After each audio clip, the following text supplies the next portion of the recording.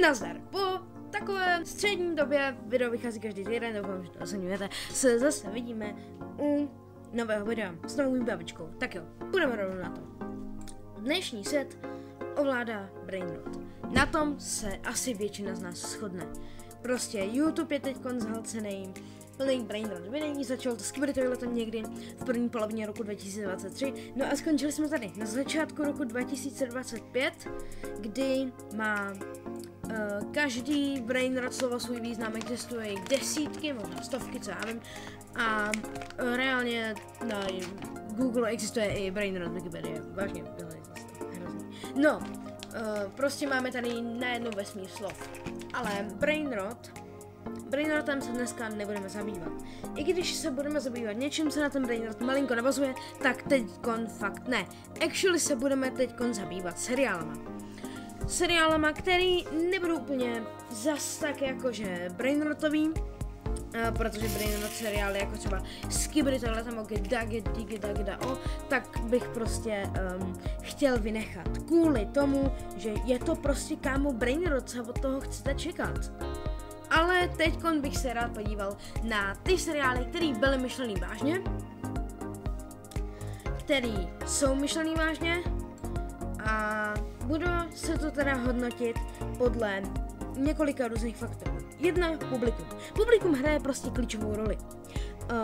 Reálně seriál může být klidně celkem dobrý, ale publikum může být úplně na hovno.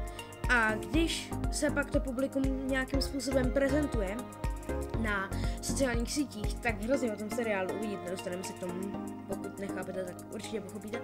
Pokud se to publikum tak hrozně prezentuje na tom YouTube, nebo na jakýchkoliv sociálních sítích, tak to potom dost může ovlivnit ten názor na seriál. To znamená, že publikum bude určitě jeden faktor.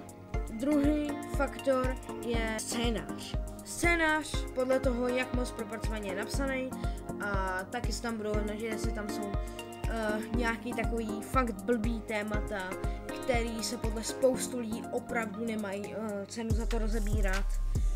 A ten třetí a poslední faktor je rozšíření. To znamená, na jaký platformě to je, kde se to převážně rozšířilo na sociálních sítích, to taky hodně vypráví o tom. Jestli se to třeba rozšířilo na YouTubeku, tak to bude asi menší pain, než kdyby to začalo prostě TikTokem. Jestli se chápeme, OK, úvod už trvá 3 minuty, můžeme jít na to. Předpokládám, že jste si už téma teda přečetli. Rovnou teda začneme. Máme tady hnedka několik živých adeptů. Trvalo mi opravdu dlouho je vybrat, takže doufám, že na tohleto video dáte like a že se patřičně pobavíte. Fakt, prosím, mám tady nový mikrák, nevím, jestli je to slyšet, podle mě jo, já v tom rozdíl vidím. Hej, dejte mi to vědět do komentářů, prosím, kámo. Samozřejmě tam nalupněte like a odběr, jo, jasně. Takže seznam se některých jste už tady viděli a já vám ho teda detailnějc představím. Takže na seznamu tady máme Hazbin Hotel, Wednesday a seriál Stranger Things. Dále tu pak máme Arcane, u kterého bych se chtěl ještě chvilinku pozastavit. Hej, viděli jste, že až půlka lidí, co se na moje videa kouká, mě neodebírá? A nebo velice kontroverzní seriál Obi-Wan Kenobi a Boba Fett. Tak jo, můžeme se pustit na to. A prvním vyjmenovaným je rovnou teda Hazbin Hotel. No na to se budu muset pořádně připravit. Tak jo, začneme teda rovnou nejvýraznější stránkou tohoto seriálu. A to jsou příšerný témata. Hele, já ten seriál neviděl, já nemůžu soudit, jo. Ale co jsem teda slyšel, a přečetl jsem si z děje, a jsou poutávky na Primeu, tak se tam rozbírají hodně fakt blbý témata. Je jako třeba nebe, peklo, což by zase tak samozřejmě nevadilo, ale nebe je tam zobrazováno jako sprostí, úchylní psychopati, co všechny chtějí jenom vyhladit, a peklo je tam zobrazněné jako nepochopené dušičky. No, chápete, co mohlo ty lidi naštvat, když křesťanství je jedno z nejrozšířenějších vyznání na světě.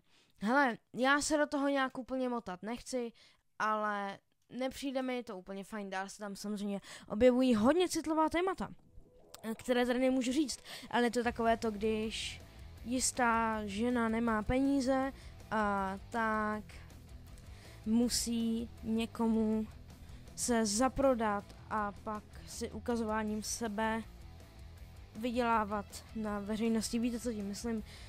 Pak takových těch prášků, cukříků a dalších takovýchhle věcí, hodně kontroverzních. Tohle to fakt lidi teda hodně naštvalo. A můžeme se přesunout k té úplně nejslabší stránce seriálu. A to jsou teda fanoušci. Fanoušci jsou absolutně příšerní. Opravdu. Jako na ty jsem narazil i já. Nejenom, že vůbec nepředstavují seriál v dobrém světle, teda podle některých lidí. Já nevím, já zase opakuju, já to neviděl. Tak zobrazují některé scénky velmi nechutně, často zbytečně a šíleně, emotivně popisují tyhle ty scénky. Chovají se jako zvířata na TikToku. To je třeba problém My Hero Academia. Ten seriál prej není zas tak až moc špatný, i když je tam dost uchyláren, tak prostě OK, no, je to anime, podle mě v každém anime jsou uchylárny.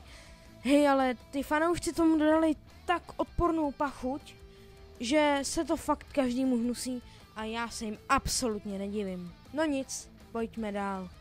Jako další tady máme seriál Wednesday. Wednesday je seriál, který vyšel roku 2022 a jeho režisérem je Tim Burton, jeden z nejznámějších režisérů současnosti, který režíroval takové klasiky, jako jsou třeba Ukradené Vánoce Tima Burtona a nebo Beetlejuice. Wednesday je prostě celkem v pohodě seriál, ten jsem viděl, narazil teda po zazbinu, takže jupí, mám co soudit a neříkám, že je to nějaký super seriál, rozhodně ten hype kolem toho byl naprosto přehnaný. To, jak se první polovinu roku 2022 nemluvilo většinou kolem něčeho jiného, než je Wednesday, takže ten děj mi teda přišel v pohodě. Je to průměrný seriál, klidně se na něj kouknu znovu, celkem jsem se ho užil. Co ale teda z něj dělá to, co se dostalo na náš seznam? No především to, že je tu jeden menší problémík s tím, jak Wednesday zkazil internet. Ty nechutní fanfikce, co tady internet vyrábí, to mi přijde fakt jako nechutný.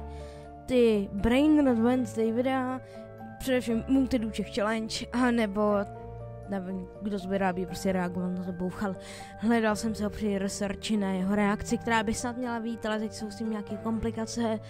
Takže to by zhruba bylo k Wednesday. Wednesday je dobrý seriál, ale přijde mi, že různí tvůrci se toho trendu chytli až moc a že to zašlo daleko, tam kam nemělo. Pak je tady seriál Stranger Things. Stranger Things jsem viděl, ale nedokoukal jsem ho celý, takže tak. Každopádně Stranger Things zkazili podle mě ty 8letý holčičky, co prostě jezdí v buse a mají tam tričko a neapojou o ničem jiným. To je úplně příšerný, co patří do kategorie baby princezničky, kdyby vás zajímalo, co to je. A zajímaly by vás i další kategorie, podle kterých se podle normálních lidí rozřazují MHD bytosti, tak se můžete kouknout na moje skvělé video o MHD. Určitě se na to koukněte, doporučuji vám to. No, každopádně tohleto je jinak to, co podle mě Stranger Things tolik kazí. Taky jsem na tom podepsal trochu ten levný brainrot, jako stejně jako na Wednesday.